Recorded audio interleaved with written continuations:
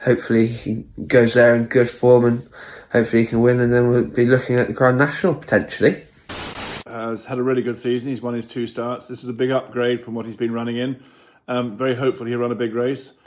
He's come from France. He jumps really nicely, works really well, been very impressive in everything he's done. Plenty of chances. I thought my best chance winner on Boxing Day may well be probably the strongest fancy of the day, which is always harrowing when it's a Class 4 novice handicap hurdle on Boxing Day of all the races.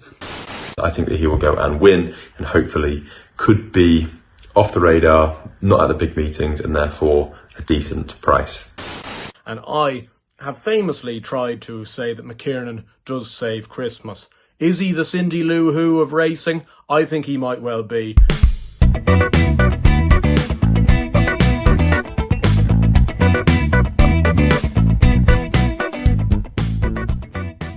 Hello and welcome back to the Only Fools of Horses YouTube channel, and it really is the most wonderful time of the year for you and me, racing fans alike. We've got Constitution Hill versus Lossiemouth. Fingers crossed, we've got Sergino versus Ballyburn. We've got all the action from Leopardstown, Kempton, Chepstow, even Limerick. And we've got some fantastic racing and loads of racing on Boxing Day. Yes, it is the Christmas period for horse racing, and we are going to be going through the main races we have throughout the Christmas period. Myself and Harry previewing the racing. Constitution Hill in the background. Harry, well, we're recording this, cards on the table. We're recording this at 10:15 on the December 23rd. So declarations for Boxing Day are in, and that horse behind you has been declared.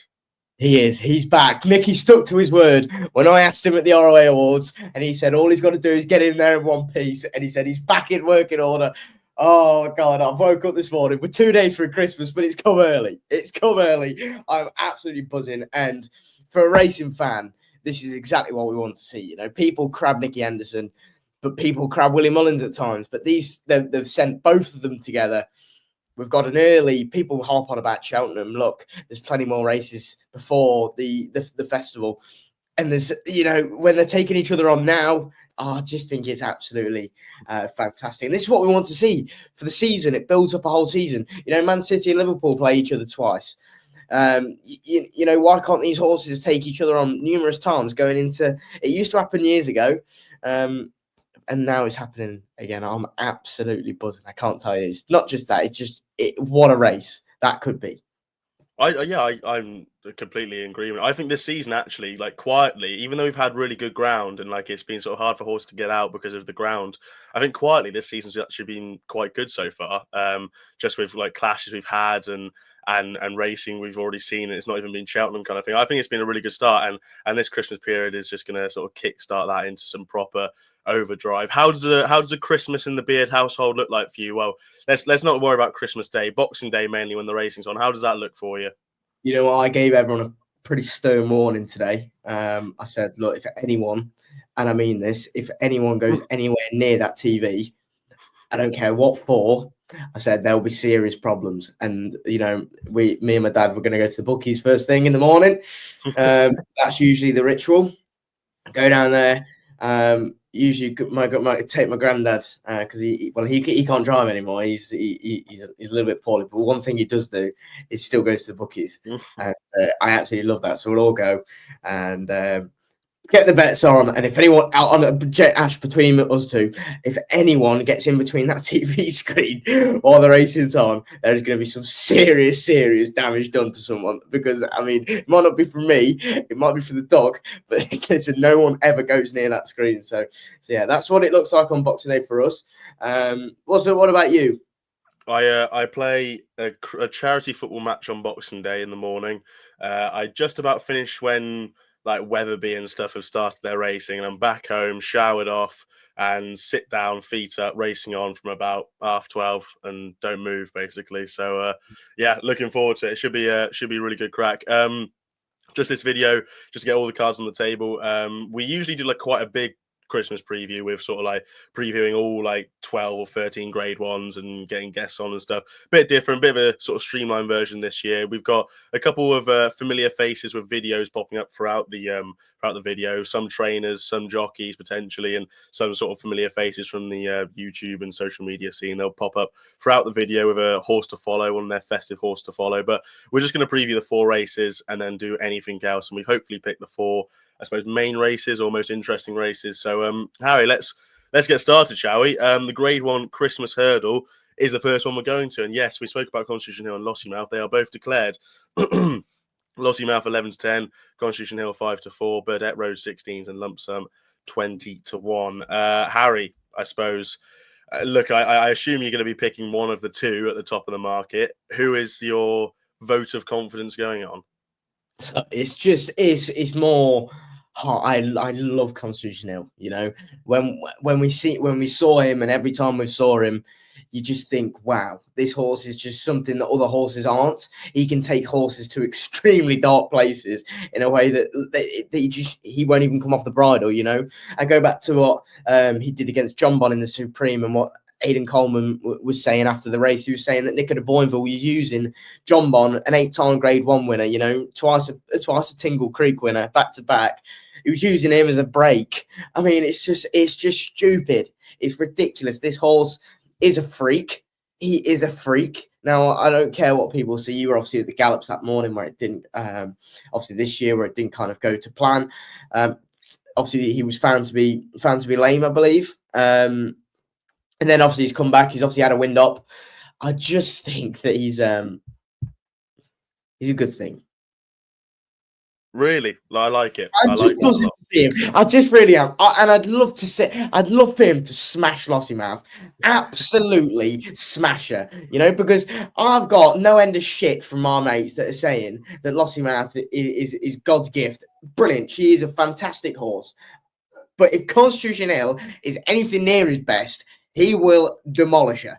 And absolutely demolish her. And the dog's barking as well, which is always a sign. When the dog's barking, you know, there'll be plenty more dogs barking on the 26th, let me tell you that.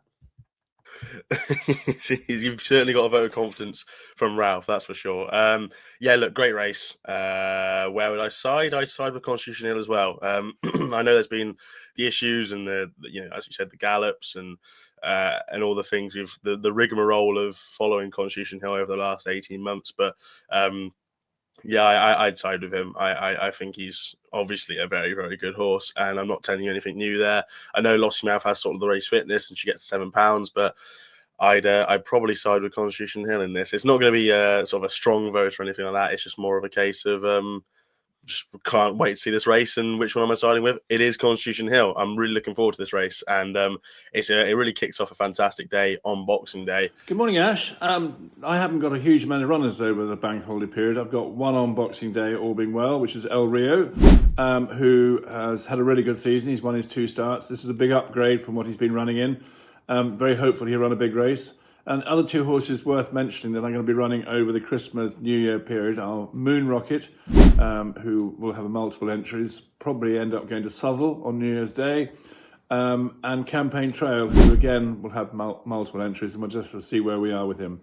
Anyway, have a good Christmas. Well done. Hello everybody, I hope you're all well. Stan Sheppard here. It looks like I'm going to Weatherby on Boxing Day, and I've got 4 rides. I think the best chances I have would probably be Cruise Control and a horse called Marliku, who'd be first time in the handicap. And Cruise Control, the race looks to have cut up a bit. And hopefully he goes there in good form, and hopefully he can win, and then we'll be looking at the Grand National potentially. The King George, which is again a fantastic race. The betting rolling on screen now. All horses were declared apart from Hewick, who's going to the Savills Hurdle on the 28th, and a Ahoy Senior, who wasn't declared. But rough prices as we speak now.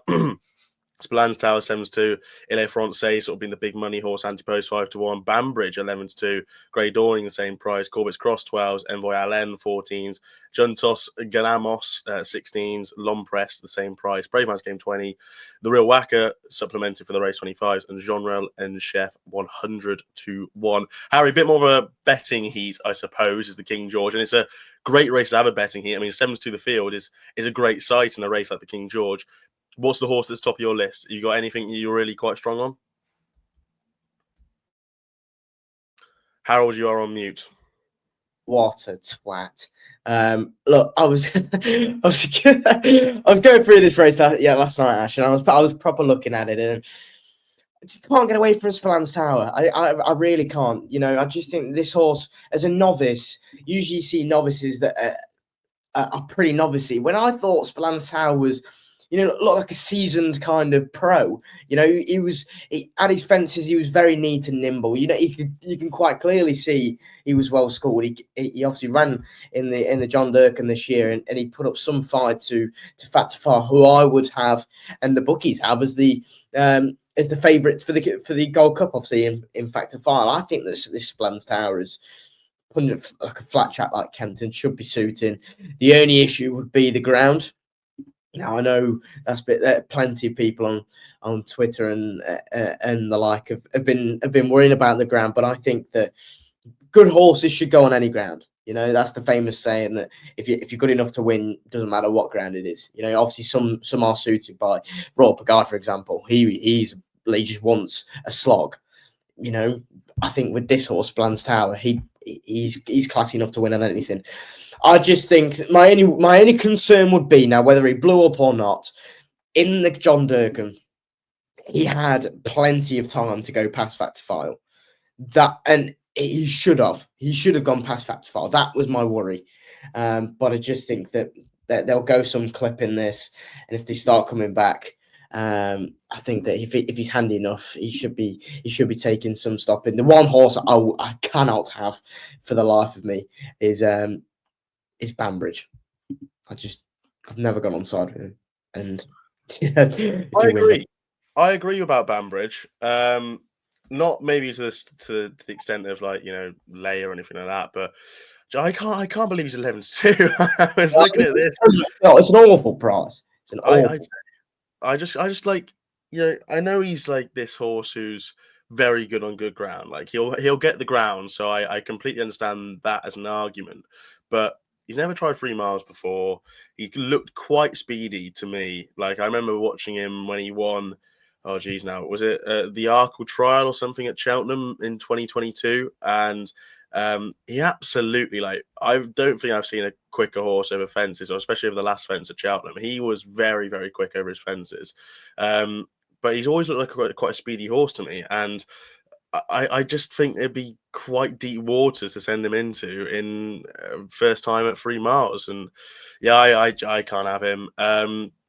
Yeah, I had the similar thoughts to you. I thought Spillans Tower is probably the correct fav, and I can completely see the case. He probably will carry some of my money at the 11th hour. Ground-wise, I understand the sort of issues, but you listen to Jimmy Mangan. He's a big old-fashioned chaser, but at the same time, he did beat Monty Star at Punchtown on quite sort of decent yielding ground. So I think he'll be fine on it. He seems to be a really lovely mover, so I'd have not too many worries, but. The horse I just kept going back to, I can't get away from, is Lompress. There's lots of form lines that are linking together with each other, you know, like Grey Dawning with Brave Man's Game and all that different form line in there. But I thought Lompress was just pretty decent horse on any form you look at. Obviously, last season he ran in the Gold Cup. He ran an absolute barnstorm of a race. Like, was traveling really well coming around the bend, and then just didn't fully see out 3 mile 2 Gold Cup on soft ground. He was up in the van all the way, which I think is quite key here because you know, the Real Whacker I backed in the race was up in the van with him all the way. He pulled up. He was racing really prominently with sort of Jerry Colomb just tucked in behind, and Jerry Colomb and Galopin and Shums tucked in behind him, and they sort of went past him. Corach Rambler was massively off the pace, and he stayed on. I thought Lompress did a lot right and sort of stayed on enough, considering he was making most of the way in the Gold Cup.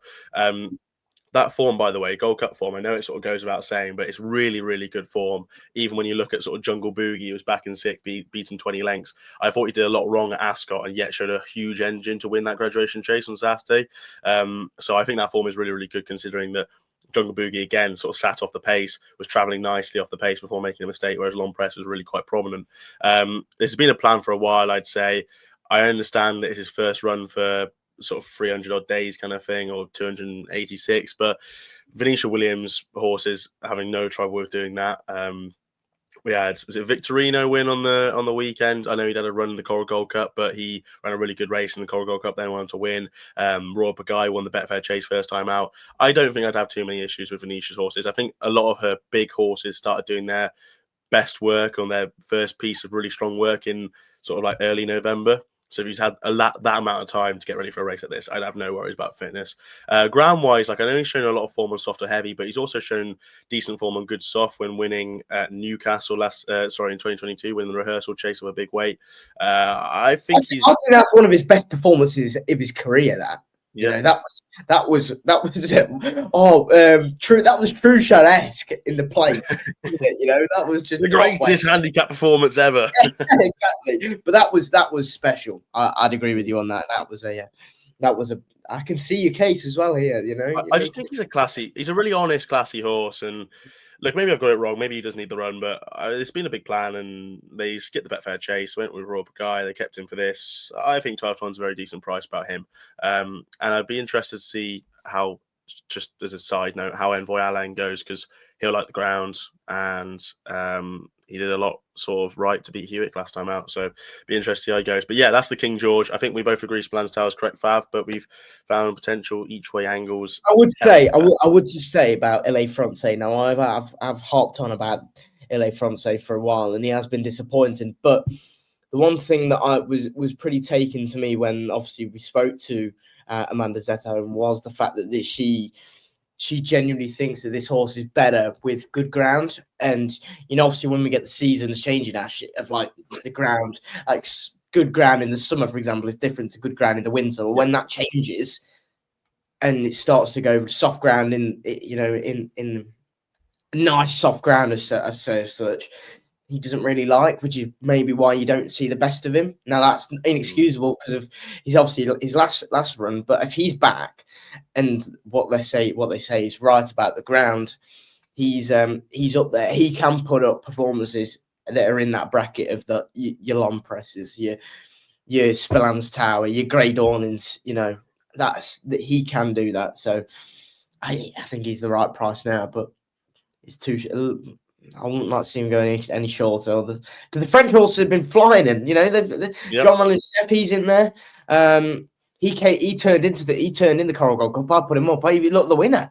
You know, jumping 2 out. You're thinking he's still holding on, and then when push comes to shove, he just didn't really find that much, did he? And you know, he gets outstayed. But that's your issue. They'll go some gallop in this, and you're going to need to bloody stay, aren't you? You know? Yeah. So, yeah, it's certainly be decent ground as well. So, hey, look, if he turns up with that Quarto Star form, it's going to be very difficult to go against him. But a big if, I guess. Hi all, very Merry Christmas from myself and all my team here at Warren Chase. Obviously an extremely busy time of year for any National Hunt fan, trainer, jockey, owner, etc. We've got a really busy Boxing Day, really busy time of things kind of through the festive period. Lots of horses I'm looking forward to running. Myself and Sean Byrne are going to Aintree on Boxing Day for 7 runners, plenty of chances. I thought my best chance winner on Boxing Day may well be Western in the Park in a handicap chase at Aintree, and Double Oban looks to have a nice chance in a handicap at Wetherby as well. So plenty of horses to look forward to. Obviously plenty of horses throughout the festive period. Fingers crossed for a few winners, hopefully back a few too, and we'll look forward to seeing you all in 2025. Cheers. Hello viewers of the Only Fools Love Horses YouTube channel. Thank you for having me on your Christmas special. Very kind of you, and I do wish you and your families the best Christmas, full of festivities, but most importantly, winners. That's really what counts in this game and during this period, because there's so much to choose from. I'm going to go slightly off the radar, and I'm going to go for Final Demand, a novice trained by Willie Mullins, who's entered 3 times. I think he's entered on the 26th and on the 28th twice. various Irish racecourses. I'm not going to go through the big list of them, but I think that he will go and win, and hopefully could be off the radar, not at the big meetings, and therefore a decent price. Final demand for the Christmas nap. Let's move on then, Harry, shall we, to the Welsh Grand National on the 27th at Chepstow. First handicap and only handicap we're going to be sort of putting under the microscope, but I will have one for the Paddy Power Chase, a good handicap over at Leopardstown over Christmas time.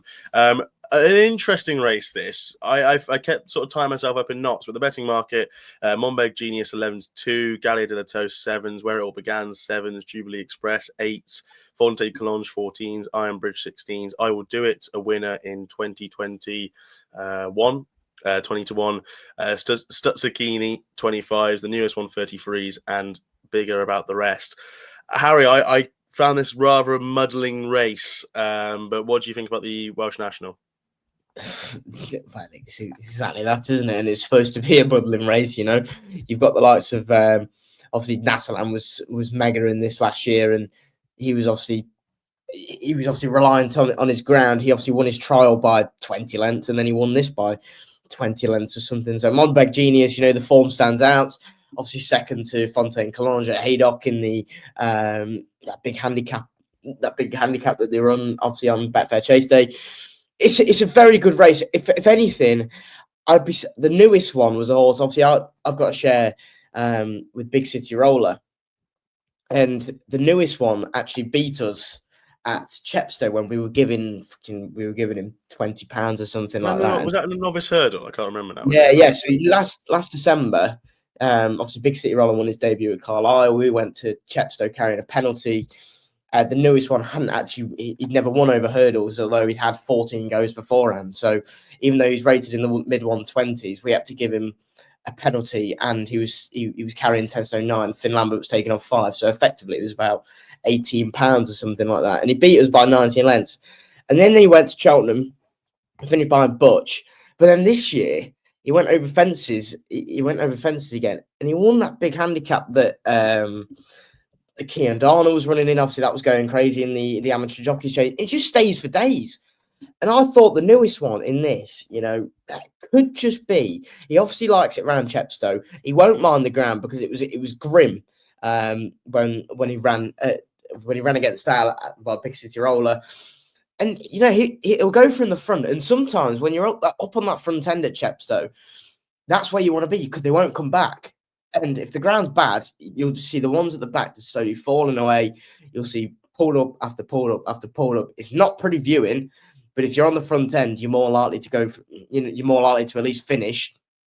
And if you've got one that stays, you know you're in with a live chance. I just think the newest one. I think Sam Twiston Davis is already booked up, which I'd say is a sign of intent. You know, he obviously finished 5th behind King Turgeon. In that big handicap, the facts of like Our Power, a Java Point. There was only 6 that finished that race, and you know, you go the likes of Ballygriffin Cottage and stuff. It wasn't a bad race. I think the newest one could have a squeak here. Big price, 33 to 1 for the newest one. I kept looking at this race and sort of trying to work out who would like the ground, because I think the ground's actually going to be a big thing. It's soft currently at Chepstow, but there's not really much rain sort of scheduled. I know it's not exactly the quickest drying track in the world, but I don't think it'll be like Nassalam heavy ground like it was last year. I think it'll be sort of decent, good to soft maybe, or just soft, good soft in places. It will be riding on that slightly softer side, but it's not going to be for the proper mudlarks kind of thing like it was with Nassalam. I'm taking a stab on the 2021 winner. I Will Do It. I just think he's well handicapped. He's off 147 now. The last time he won was at Warwick in the Classic Chase in 2023 on heavy ground over 3 mile 5. He won that off 147. Also, before that, he won this race of 140 in 2021. He won the Welsh National Trial of 130 in 2021. I know that was when he was like an 8-year-old, and I get that completely, but he had 383 days off the track when he won at Warwick in January 2023. He's now coming into this off a big break, 314 days, and Callum Pritchard is booked to claim £7. So with 147 minus the 7, it doesn't take a genius to work out that's effectively 140. I think Callum Pritchard is really showing himself in a great light at the moment, really come onto the scene. A lot of people are giving him plenty of praise on Twitter, and it's very justified. He's riding very, very well for a £7 claimer. He's one of those jockeys that does fall into the classic, cliche bracket of, stealing 7, but he is really riding quite well at the moment, and he's claiming that £7 off him. I just think it's probably been the plan to come back to this race, either to come to something like this or the Classic Chase. I know they've got Jubilee Express, or Sam Thomas got Jubilee Express sort of more towards the top of the market, but he was meant to go for the Welsh National Trial. I know that race was called off in the end because of ground, but they said he wasn't going to go anyway because he wasn't A1.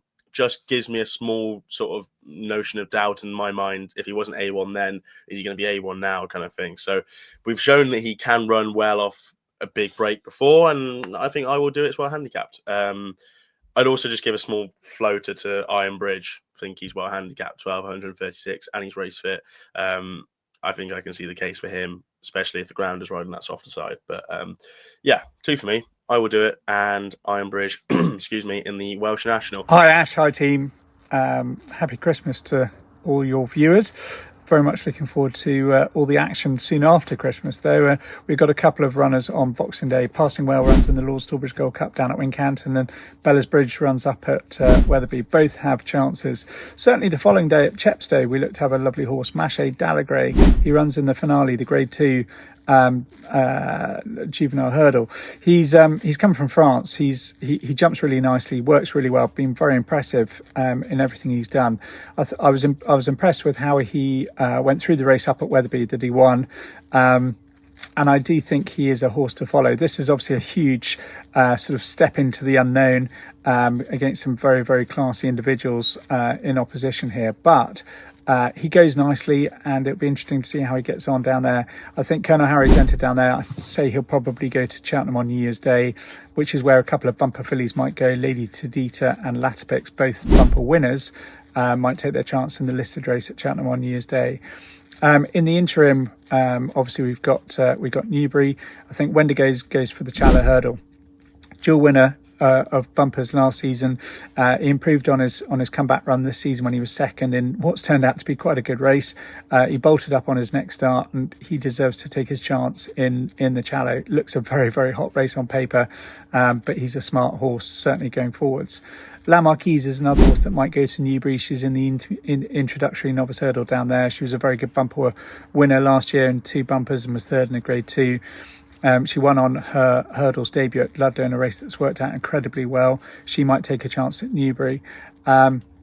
We've got a couple of others dotted around the place, and it promises to be an exciting time from Christmas through to New Year's Day. So best wishes all, happy Christmas, and here's to a fun and successful 2025. We'll go on then to the Savills Chase, Harold, on the 28th at Leopardstown. First one we're sort of doing from Leopardstown, the only one, but we're going to be having plenty to talk about in the anything else section, that is for sure. You were saying there about Fact to File earlier when talking about the King George. He's the favourite for the Gold Cup, and he's a favourite for this. 7-4, topping the market. Galopin de Champs just slightly bigger at 2-1. Cherry Colombe 8. Splan's Tower is their 10s, but he's going to be going to the King George. All right, Maximus 12s, Corvus Cross 20s, Envoy Allen 25s, but he's going to be going for the King George. Grange Clare Wesh 40s, Hartwood the same price. I know the way you're thinking, the same price. And Conflated and Gentleman's Game and Manila Kakuna complete the field. Harry, I had this down towards the top 2. Not revolutionary in saying that. Which one do you fancy, if you fancy one of the top 2 in the market? I think you have to, really, don't you, Ash? It's one of those. I just think with Galopin de Champs, this time last year we saw one of the best performances I've ever seen. He was just incredible. This was where we were, and I'll put my hands up. I was thinking about Joe Colombe, thinking, he is the one to take down Galopin de Champs, and my word, he just absolutely demolished him. And that, my worry would be is that he's had that run under him. I didn't expect him to run so well, and he finished third, beaten 3 or 4 lengths in the John Durham. Knowing full well he will be tuned to the absolute tilt. on boxing on the 27th. Sorry, so it's I just think that he is at 2-1, and you're getting 6-4 about Factor File or whatever price is. I think you have to kind of side with Galopin Des Champs. I wouldn't be diving in to either of them purely because it's more of a watching brief. This, if Factor File can beat Galopin at what I would say is his home track, I think that he has to be firmed up for Cheltenham, no matter how good Galopin is, no matter the fact that he's back-to-back going for 3 in a row. If Factor File can do the double on him early on in the year, I think he's got. You've got to remember as well, Factor File coming from a novice. This year is more about making a man of him. You know, this is just he's being pitched against the big boys every single race. You know, and if he can consistently come up and do the goods, I think fair play. But right at this current moment, looking at the prices there, Galopin Des Champs would be the one for me. Yes, agree. Always scary when we agree, and we've agreed too much on this video. We've done all right recently. We've done all right. So I don't know what we're doing. Blue King Daru ran well. Not on the scar, but we crown one against him. Yeah. No, I agree with Galopin Des Champs. Just look, I don't need to tell you, but he is a 2-time Cheltenham Gold Cup winner. He's had a run under him at Punchtown when he tends to come on for his runs. He's shown effectiveness on decent ground because, again, like Leopardstown, it's good to yielding, good in places. They'll get a bit of sort of rain, but it's not going to be too much. It is going to be riding on that sort of yielding ground, and it's good to yielding. Not they don't have good soft in Ireland, do they? It's good sort of yielding, and he's shown effectiveness on that. He was second in the Punchdown Gold Cup on good to yielding to fast or slow. He was second in the Punchdown Gold Cup in 2023 to fast or slow on yielding ground. He won the Irish Gold Cup in 2023 on yielding ground. I think that's fine for him. He's obviously a firm stayer, and I know Factor File beat him in the John Durkan last time out, but probably just sat off the pace nice enough to get a couple breathers in when Galopin Des Champs was trying to make all doing the donkey work, and did him for speed at the end. I thought it was a big run, and he'll definitely come on for it. So you listen to any of Willie Mullins' comments. I know he was really pleased and bigging up Factor File post race, but he was also very notable in his comments about Galopin Des Champs and saying it was a huge run first time out. So yeah, I'd be with him. 2-1 would be for me in the Savills chase. Dan overall here, and after a very long morning scanning all of the final declarations for Boxing Day, I'm going to give a quick summary of my main fancies for the 26th and 27th as well, where applicable. In the big one, the King George, I do like Spillane Tower. I just love the fact that run in the John Durkan would have set him up perfectly for this, whereas the likes of Grey Dawning had a very hard race in the Betfair Chase. And I do think you just have to look at that John Durkan first when assessing staying Chase division. And if you saw Factor File here, Galopin Des Champs here, or even Fast or Slow, obviously sadly out for the season, I do think they'd probably be shorter than the Spillane Tower is. And despite concerns about the ground and the track itself being a bit too tight, I think you'd have to take a lot of encouragement from what he achieved over 2 miles and 2.5 miles for last season, and he won on yielding ground, beating Monty Star towards the back end of last season. So I think he has everything in his favour, really. Then around the grounds, I think in the Welsh National, I can't really believe that Val Dancer is a 50-1 shot. Really like what he did at Carlisle, pulling away at the end there after fighting off multiple challenges up that hill. Really like if you can go through the line at Carlisle. We know it's quite a stiff finish. And for some reason, he's 50-1, and Iron Bridge is almost 3 times shorter, despite being far more exposed. And despite Val Dancer being the younger, more progressive horse and beating him comfortably last time out, I just struggle to see why there's such a big difference in price there. And Val Dancer is the exact type of horse that Mel Rowley does really well with. In the Roland Merrick, another staying handicap chase, I'm happy to give Some Scope one more chance. I keep falling for him, but it was a good run last time in the rehearsal. First run after a wind-up. You look at Richard Hobson's record with runners after a wind-up: 0 from 22 first time out, second time out 4 from 19. Callum Pritchard booked. I think that's a sign of serious intent, and Weatherby should suit him. And the smaller field, I think, will aid what can often be his Achilles heel, which is his jumping. At Aintree, I think Western in the Park is a horse I'm keen to keep on side in the 12:30. Progressive Novice second to Peaky Boy when ground conditions were really slower than ideal, but went from the front and only gave way late on there. I still think there's mileage in his new mark. In the 140, Florida Dreams finally gets a go at 2.5 miles. Always looked like he wants it. Obviously, the Aintree bumper winner probably hasn't kicked on as may have been hoped, but ran really well in the Great Wood in first-time cheek pieces. 2.5 miles here. Was running really well in the Formby Novice Hurdle last season when hampered. Wouldn't have won that. Probably would have got a bit closer. So I think conditions are pretty ideal for him. At Wincanton, there's a Potemps qualifier, which I like Dartmoor Pirate for. It's a horse who went chasing, didn't really work for him, but they said the Potemps is the plan. Fourth in the EBF final, staying on really strongly. And you look back at some of his novice form over 2 miles, second to likes of Tell Her the Name, Steel Ally, trying to give him weight at Wincanton. It all stacks up really well, and there's a lot of reason to believe 121 is not the ceiling of Dartmoor Pirate's ability, especially up 3 miles. And then the 1 o'clock at Wetherby, probably the strongest fancy of the day, which is always harrowing when it's a Class 4 novice handicap hurdle on Boxing Day of all the races. But the horse called Marlaku for Tom Lacey, he won this race last year with a Logio. He won a Damroor bumper quite nicely before joining the yard. He was then second on his debut, or third rather on his debut, to Captain Marvellous, who made all on quick round at Warwick. He was then second to Road Less Travelled, who obviously went on to win impressively at Haydock and will be running at Aintree in the Formby Novice Hurdle, rated 138. The horse who was back in fourth there, distant fourth, made his handicap debut of 104 and finished second and got a raise of £2 for that. It makes Marlaku's opening mark of 108 look really lenient. He steps up to 2.5 miles, having looked like a bit tap for toe last time out, staying on strongly there. So the third was also a previous winner. Reason to believe that strong form. Tom Lacey won this race last year, and since 2022, he's had 7 runners in handicap hurdles at Wetherby. 5 of them have won. So I think there's plenty of reasons to believe he could be well handicapped. Good luck with whatever you're backing this Christmas. Have a great Christmas and New Year, and see you on the other side. Harry, anything else or elsewhere over Christmas? We can keep this section rather large, rather small, whatever you have. I have a couple to talk about, but I'll fire it over to you first of all to say anything about Christmas time. Anything else around them? Yeah, I'll obviously the race before, obviously the Christmas hurdle. The Jukebox Man, followers of this channel know the fact that I've loved this horse since day one. He's established himself in what I think is a position, in the fact that he is the leading novice chaser over the staying division is for the British Hope. Ben Jones is declared on him. It's a race of 5. He takes on Highland and Masaccio, but I think if he's anywhere near, if he's anywhere close to his Newbury performance, and there's any ink of improvement, he'll win that, and fingers crossed he does. But I will mention, I'll go over to Aintree, and I wasn't expecting them all to turn up, but what a race to Formby, obviously formerly the Tolworth, isn't it? What a race that is. I mean, I don't know whether you've seen it, Ash, but I'll go through the declarations. Celtic Dino, Adam Wedge, Country Mile, obviously recent Cheltenham winner. That's declared for Dan Skelton. Good and Clever for James Bone and Warren Greatrex. Junker Dallier for the Olly Murphy stable. Miami Magic, Charlie Hammond, Stuart Edmonds, Potter's Charm, and Road Less Travelled. They're all taking each other on, and that's big.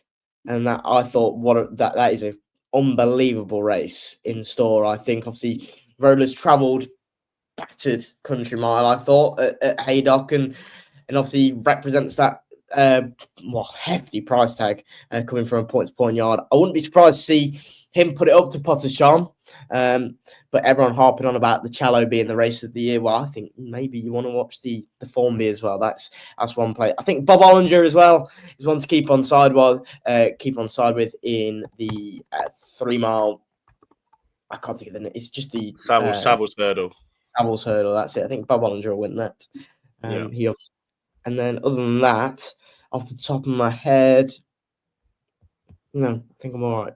I assume, well, like me, you'll have sort of more finalised fancies on Twitter, sort of the morning of or the evening prior. Yes, there's that, and and obviously we very much promote safe gambling on this channel, but Boxing Day for us is just we just have fun. It could be having a few quid on the first at Wetherby, on a trifecta that could go anywhere. It doesn't matter. I don't care. It's just all plans go out the window, and the fancies that I have, they're down. So anything else that happens. And but yeah, do check out the Twitters, both Twitters, and we'll keep a close eye out, because obviously decks aren't done until they have to the 26th. For the 27th, so it's a little bit different. Obviously now they've had the day before, whereas today's obviously just a few more days. So Yeah, definitely. Which obviously, we're, as we said, recording on the 23rd. Deck's done for Boxing Day, but Deck's for 27th for our Boxing Day, and same for the 28th as well. So, I was just looking at that form. Potter Charm is declared. I thought they were going to go to the Shallow with him. I wouldn't be surprised to see him go to the Shallow as well. To be honest, I know he's declared, but they could always self-cert him, say he's a non-runner, and then second preference. That old chestnut. It's a load of shit. Like, a horse has a net up. Like, I can't think of who else is saying it, but it is. When you think about it, it's a load of shit. It is a load of shit. But just keeping their options open. I thought when speaking to Willie Twiston-Davis, he was like, we're going to go to the Formby if it turns heavy, but we'll go to the Shallow if not. So I'm surprised to actually see him declared. I suppose they are just keeping their options open. Whichever race Potter's Charm goes to, I think I might be the CEO of the fan club, and I think he'll win.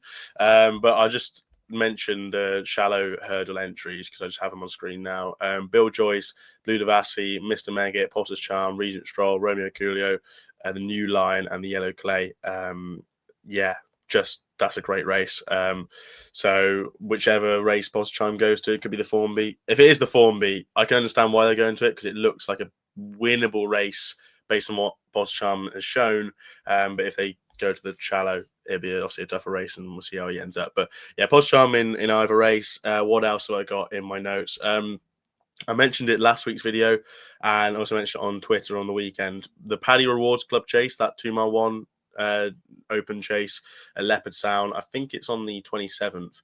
Whichever Founder 50, I think, is going to be a bet against Gaelic Warrior. Just Gaelic Warrior going left-handed first start of the season over sort of the minimum distance. I think there's enough negatives to take him on, and Founder 50's race fit. He'll probably prefer the extended sort of 2 mile nature of the race, and I think he'll go quite well in that. Founder 50 in that. Paddy Power Chase, I think Martin Brazel's got a great hand in the race with Panda Boy and Desert Moor House. I think either horse can go and win that, but I'd probably side just at the prices with Desert Moor House. He's shown his liking to sort of decent ground. He won the Kerry National in 2023 on yielding, I believe. And he's probably just a little bit less exposed than Panda Boy, because Panda Boy, he's been promising to win one of these big races for a while, but because he's been doing that, his mark hasn't been dropping. So he's off 143, even though he's been running nicely for 140 throughout it pretty much, it seems like forever.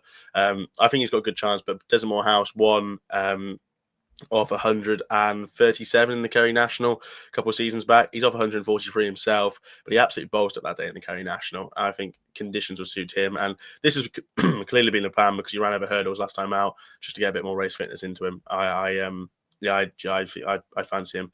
Desert Moor House in the Paddy Power Chase. What else is in the notes? Savills hurdle, I think Hewitt will win.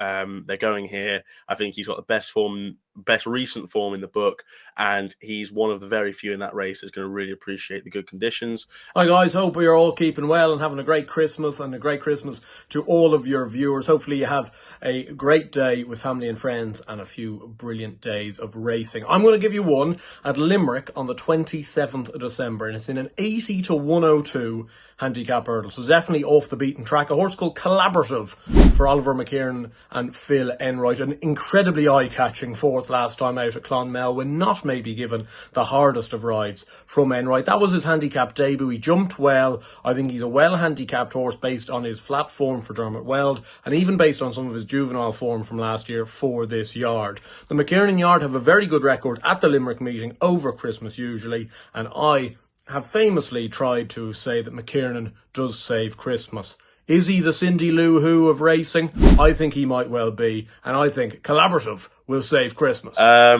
think that's it. Willie do well. Obviously, turnover it falls on hurdling debut, well, Irish debut. I shouldn't say hurdling debut. Obviously, he has that French form, but it's interesting listening to the Unbridled podcast the other day, and Richie was on about the fact that he's straight away backed it 2021 for the triumph. Now, I just thought that I'd take a little bit off from him, but if this horse is what they say he is, they were amazed that he was beat. So he's obviously worth checking out. I will mention as well. There's a JP McManus entry in the maiden hurdle after the King George, I think it is. I can't think of the name of it for the life of me. It begins with a K. I was reading a few things, and apparently that is supposed to be pretty a pretty exciting horse. And obviously, you go further on, it should be Key Time. Key Time, the 4-year-old for Nicky Henderson, won twice in France, first start for the yard. Yeah. So look, you see it. Anyway, let's have a little a question. Anyway, let's go back to Ascot. Me and you have already had a little bit of a debate on this already. Now, in the bumper at Ascot on Friday, we saw, in my opinion, a rocket, and to many other people, we saw a rocket. Now, you can say what you want about this horse being beaten in Ireland. You've beaten once. He then changed stables to David Pipes. He's put all that form behind him and went beneath my wings. Well, he sprouted wings and he beat a very good field in a bumper and he battered them. And it was sometimes it's easier to crab the performance, but not use your eyes. Now, Simmons, I'm telling you now, watch with your eyes and then come back and say, because you didn't like this horse, but well, I'm not saying you didn't like the horse, but for a champion bumper prospect, what else have we seen? Because this horse, I think, is a potential superstar, and I really, really hope he shuts the doubters up. Well, I'll caveat this by when I was messaging Harry about this horse, I had a couple of beverages. So I didn't actually watch the race live. I just watched the replay, and all I saw was the replay and then 7-1 champion bumper. And look, we haven't seen anything better than him so far, so that's fine. I understand that, but like, there's just the champion bumper prospects don't show themselves like this early and then like continue it on. Like, champion bumper prospects come out of absolutely nowhere later on in the season, and invariably they come from Ireland. I just thought, like, I know it was an okay race. I wouldn't say it was a good race, but well, Money Garrow was in second. That horse won. That one at Chepstow, beating a decent horse of John Joe's, and Fergal's horse in third that day will definitely be winning the race. And then you've obviously got Nico de Bourneville horse on step ahead in third. He finished second in a bumper to a nice horse, Philip Hobbs. It was a good race. It was a very good race. Dr. Blue won a bumper, beating a nice Henderson prospect at Taunton. It was a good race. And he's absolutely battered them, smashed them. I think he would have been. I know he was backed before the off a little bit, but I think he would have gone off fab if they really, really thought he was something quite special. Like, it doesn't take much money to move a horse in from sevens into threes in a race like that. It doesn't take a huge amount of money. And if they really, really thought it was special, like a 14-length victory special, they probably would have sent it off fab. Look, he could prove me wrong, and that's fine. And I can't deny that the performance was very impressive. That's just very clear. I just think 7-1 for the champion bumper is slightly short. And talking about the champion bumper before the new year is balmy. But that's me. Anyway, debate over. That's Christmas preview done. I guess that's all we've got time for. Hope you enjoyed us running through the races and anything else. Thank you very much to everyone who sent in videos for us to put into the video for their sort of horse to follow. I don't exactly know who we've had on this video because I edit after, and I'm still waiting on a couple of videos. So we'll just say thank you to everyone. Best of luck. If you're having a play over Christmas, it is a lot of racing over Christmas, so don't get carried away. Please do it responsibly. Have a good Christmas, though. I want to say very sincerely, thank you very much for watching us over the last 12 months in 2024. We've had a really good year and been really, really enjoyable. So thank you very much for that. Harry, any passing comments in the final video of 2024? No. Have a lovely new year. Keep the comments coming in. I do struggle to myself sometimes reading them. They are brilliant, some of them, and it's good to hear your fancies as well. We spent half an hour, 45 minutes on here, you know, we don't know any of the comments that are going to fly in, but it's always good to hear what people think. And I will just say something. This year has been, it's been challenging. There's been plenty of hurdles in the way, but I think I was thinking about it the other day. If you look at our very first video, look how far we've come. You know, we've got over 2,000 people now that subscribe to us, that are watching us, maybe not week in, week out, but we have a core group who consistently support us and bring us up and say lovely, lovely things, which is absolutely magnificent. And, you know, from the bottom of our hearts, thank you. And we will keep it all going. And going into 2025, which is, and don't get me wrong, me and Ash will continue to fall out over horses. That will never ever change. And since it was his birthday, it still hasn't changed.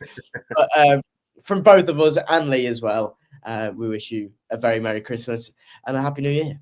Yeah, thank you very much. Best of luck, and I guess we'll see you very, very soon.